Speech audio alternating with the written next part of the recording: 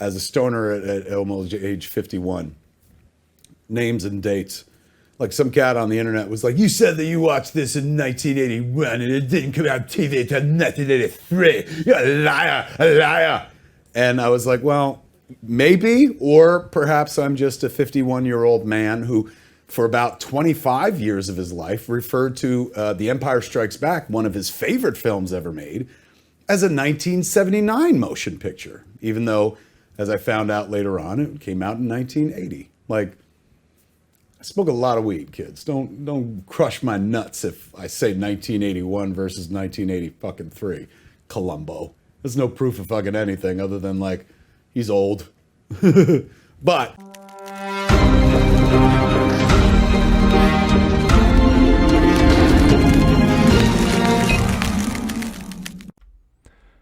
hey, what's up, everyone? Jazz Borgonzo here. Another What's Next. Today's the day, July 23rd. As I do this morning, Netflix debuts He-Man. Now, of course, there's a lot of us who are excited. There's some of us who are intrigued. And others, like myself, are scared to death of what it is.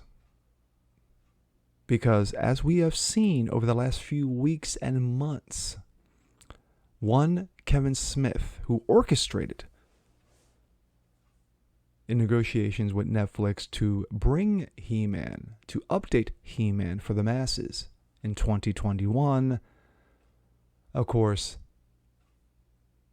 there is an ugly side.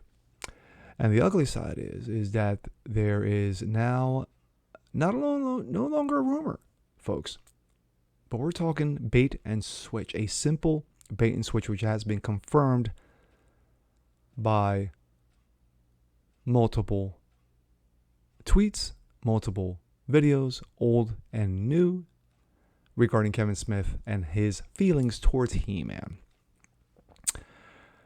So we're going to take a look at two previews of it from two different entities.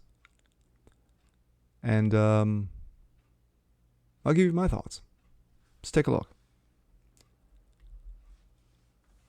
This comes out of IGN. Master Universe Revelation Part 1. Yes, it is a two-parter. This is definitely a more adult-oriented spotlight for He-Man and company, but is not a full-tilt rated R fare like Amazon's Invincible, which I have seen in its entirety. And I'll tell you right now, it is amazing to watch, but it is over the top, and it just makes you shake your head and go, wow, what did I just see? This is still a solid family-friendly adventure, but it shows character dealing with more serious problems and making harder choices. First episode, Grayskull, Power of Grayskull, drops fans into the ongoing battle between good and evil, He-Man and Skeletor, that served as the spine for the entire original series. Then, after making sure the original recipe formula was being honored and acknowledged, it blows everything up quite spectacularly. What then follows is an exciting and giddily rewarding journey that makes new and wonderful use of its ensemble.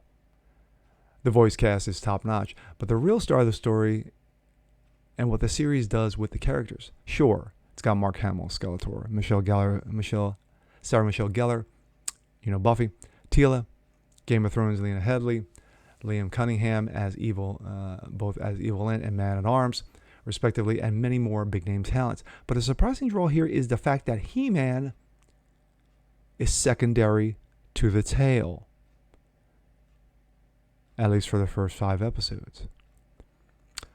Prince Adam and He-Man, voiced by Supergirl's Chris Wood, of course, he needs a job after Supergirl got fired, are important, but they really serve as the backdrop. Another key word. In a manner similar to how Max acts as Lesser Lee to Furiosa in Mad Max Fury Road. Meh. It's a meh movie. Revelation draws upon the might and majesty of He-Man to facilitate other arcs. Basically, this is Teela's show. In taking this approach, Revelation can act both as stunning sequel and a wondrous what-if type spin-off for those viewers unwilling to accept some choices as pure canon. And as you can see there, basically, this is Teela's show. This is from The Verge. Netflix Master Universe erases the past to chart a new future. A direct sequel that almost feels like a rebut. There are your cast of characters right there. And way in the back there's Prince Adam. And there's Teela. Part of what makes She-Ra and the Princess of Power so good in the way... I'm sorry, what? She-Ra, Princess of Power, so good. Bullshit. If we're talking the original She-Ra, then you've got something. Was the way it completely reimagined the classic cartoon. It's still set in a magical realm, talking horses, evil robot armies, but it took an old show, which, if we're being honest, was created to express purpose of selling toys. Aren't pretty much all cartoons pretty much made to sell toys? Thank you, Captain Obvious. And gave its characters and world some real depth and meaning. It was funny, exciting, heartbreaking, and beautiful without a toy commercial in sight. Let's be realistic. The fact of the matter is that She-Ra, the reimagined She-Ra for Netflix, was absolute trash. Absolute trash. That was garbage. You just took a boy, put him in a dress, gave him a sword, let him run around with unicorns. Yeah, because that's what She-Ra was. And you wonder why people hated it so much. You wonder why it crashed and burned on Rotten Tomatoes. You wonder why 90+% of the people, of the fans who watched it, thought it was garbage. And yet you're praising it, Verge. Wow. Must be nice to continue to kiss the ass of the corporate shills. On the surface, Master Universe Revelation, which stars She-Ra's long-lost twin brother, He-Man, no, it's the other way around. She-Ra was lost. He-Man found her. It's called canon. Oh, that's right. You guys don't give a damn. Isn't quite so exciting. It's not a rebut, but a sequel. One that's meant to pick up right after the original cartoon ended in 1985. It has the same cast of characters, some of which are pretty goofy, like a wimpy battle cat, an alien sorcerer with self-esteem problems. Yet thanks to a bold decision early on, the show manages to become something that almost feels new. Because it's a direct sequel, Revelation wastes no time in setting things up. Immediately, Skeletor is in a plan to destroy Castle Grayskull in order to reveal its true power, so he can harness it. Unfortunately, his attack has potential side effect not only destroying Eternia, but all of existence. I am Woman, hear me roar. Let me skip down to the very end. Because of all these elements, the show doesn't quite feel as refreshing or as daring as She-Mam or Shim. No, 1, it looks 10 times better. 2, and once again, let me re-emphasize the masses in saying She-Ra was garbage. But for a direct sequel to the original cartoon made to sell toys, it's surprisingly modern. The dramatic opening paves the way for a new path, even if Revelation never fully breaks away from its source. What's available now on Netflix is only the beginning. My thoughts. These two were the most prominent articles in regards to the preview of He-Man. I had to give my 2 cents in, and pretty much with IGN, it took about a little more than halfway through the article to finally make it clear that this is not about He-Man. It's about Teela and her friends. You know, Remember the old cartoon show, Spider-Man and His Amazing Friends? You know, back in the, I would say, late 80s, early 90s. Imagine, if you will, take Peter Parker. He's fighting Doc Ock, or he's fighting Rhino, or he's fighting the Green Goblin. And all of a sudden they take the focus off of them and swing the camera the other way to Starfire and Iceman and their friends. And let's watch their adventures. How long would that last? Seriously, how long would that last? How long would that interest last? My opinion, not very long, because it's not about them. They are included, but Spider-Man and Green Goblin, fighting Green Goblin or fighting Doctor Doom or, Electro, that's the meat and potatoes.